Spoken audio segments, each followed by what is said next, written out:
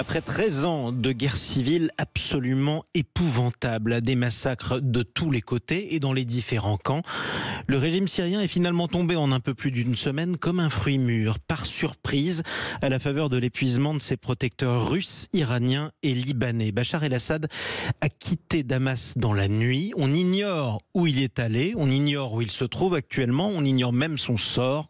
On ignore aussi le sort de la Syrie. Que va-t-il advenir de ce pays? On en parle avec Adel Bakawan. Bonjour. Bonjour. Bienvenue sur Sud Radio.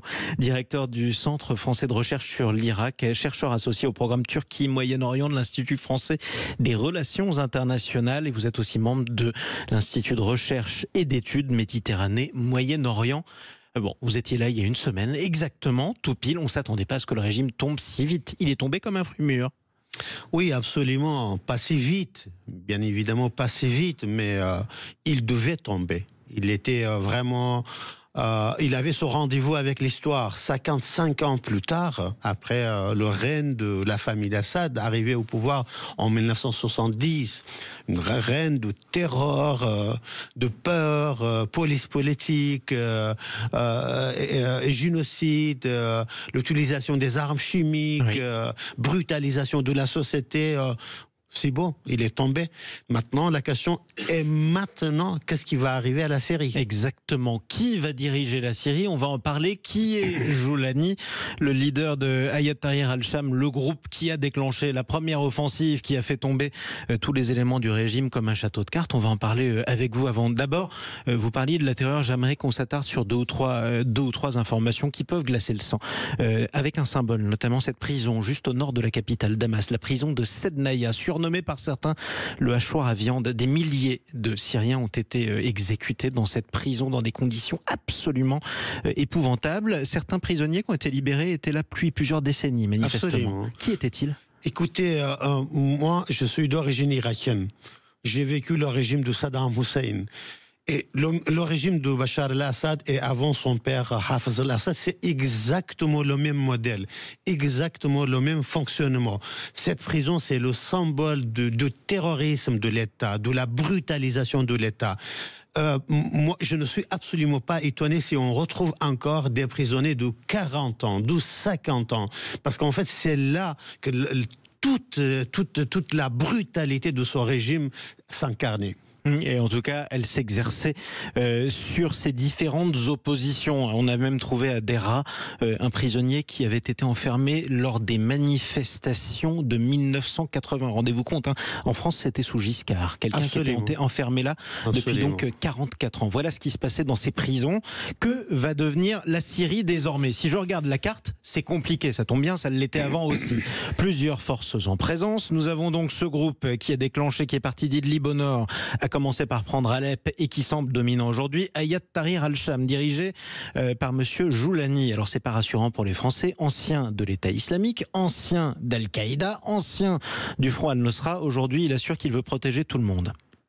Est-ce qu'il faut le croire? Écoutez, si on met entre parenthèses, si on accepte sa déconversion, c'est-à-dire sa sortie du djihadisme international, d'Al-Qaïda, de Daesh et du Front Nosra, et on accepte son discours, à savoir, il n'est qu'un mouvement djihadiste, salafiste, combattant contre le régime de Bachar el-Assad. Juste dans ces qualificatifs, dans ces qualifications, il y a des éléments à prendre en compte, n'est-ce pas? Un mouvement djihadiste, salafiste, combattant qui arrive à Damas et qui impose sa domination presque totale sur la partie libérée de la Syrie. Numéro 1. Numéro 2, vous avez en même temps les Kurdes. Vous avez les pro-turcs. Vous avez les tribus. Vous avez les anciens du régime. Vous avez les alawites. Vous avez des grandes composantes de cette société syrienne. Moi, le modèle qui me revient tout de suite, c'est le modèle libyen.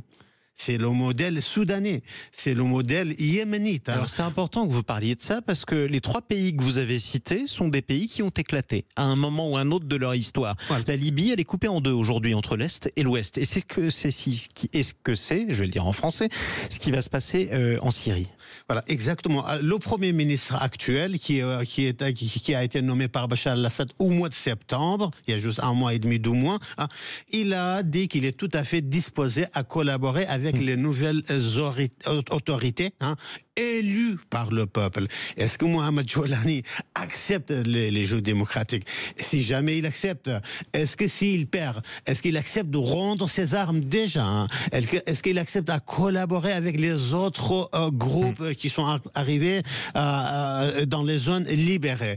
On sait déjà très bien qu'il a éliminé par une violence radicale tous ses rivaux dans les zones auparavant étaient libérées. Y compris d'ailleurs certains rivaux, il faut le dire pour être équitable, qui étaient des membres persistants d'Al-Qaïda ou des membres de Daesh, l'État islamique. Absolument, absolument. Alors donc, si vous me permettez, l'enjeu principal pour moi, est-ce que tous ces groupes d'opposition sont capables à dépasser le modèle libyen, le modèle yéménite, le modèle soudanais, ou ils seront rapidement pris dans la gestion de leur rapport de force, dans la gestion de leur domination ou pas? Est-ce qu'ils seront suffisamment conscients et responsables par rapport aux enjeux de leur pays, ou ils vont rapidement pris dans des guerres civiles? Sachant qu'il y a plusieurs forces en présence qui se battent en ce moment, on peut parler notamment de ce qui se passe dans le nord du pays. La partie de l'opposition contrôlée par les Turcs a lancé une offensive contre les Kurdes syriens, c'est ce qui se passe. Parlons maintenant du pays qui était le plus fidèle au régime, celui où se trouve la base navale russe de Tartous, le pays alawite. Alors on est toujours au nord, mais cette fois-ci sur la côte méditerranéenne, à l'ouest de la Syrie. C'est la seule partie du pays qui manifestement n'est pas tombée. Qu'est-ce qui va se passer dans cette zone dominée par la minorité alawite qui était celle dont faisait partie le clan Assad?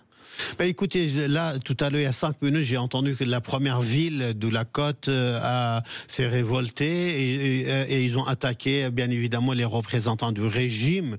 Mais je pense, ce qui est le plus important, c'est cette négociation qui est en cours entre Moscou et Ankara. Oui. Il faut jamais oublier que l'architecte de ce qui se passe actuellement en Syrie, c'est Recep Tayyip Erdogan, c'est la Turquie. La Turquie, Recep Tayyip Erdogan, le président turc, d'où vient l'acteur majeur de ce qui se passe actuellement, et c'est l'interlocuteur de la communauté internationale. Vous parlez du gagnant, parlons aussi des perdants quand même. Normalement, vous avez dit il était temps que le régime syrien tombe. Il serait tombé si Vladimir Poutine n'avait pas prêté ses avions pour écraser dans le sang toute la rébellion et toutes les rébellions syriennes. Est-ce que les Russes vont rester en Syrie ? C'est une question très très importante. C'est une négociation en cours à Doha avec le ministère des Affaires étrangères russe depuis hier. Le ministre Lavrov. Exactement, le ministère des Affaires étrangères turc, irakien et jusqu'à hier syrien également.